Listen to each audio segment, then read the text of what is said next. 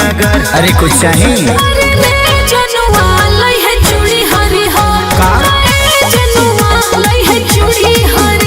अच्छा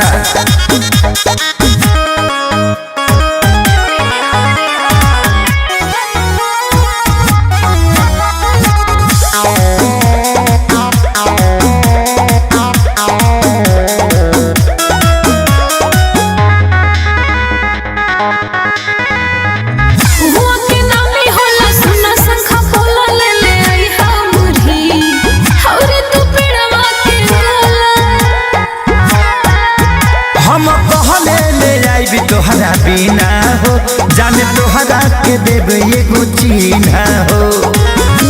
चढ़ल बा भोला जी के भक्ति के लहर बुझलो।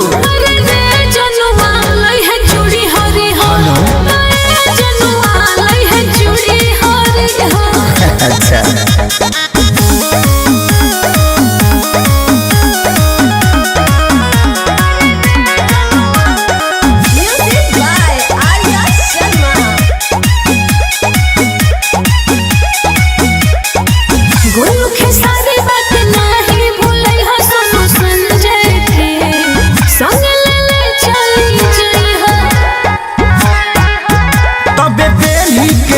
झमकइहा हो सब सखिन के अपना देखइहा हो। चाहिए त कृपा होई हमनी ऊपर। अरे ले जनुआ लई है चूड़ी हरी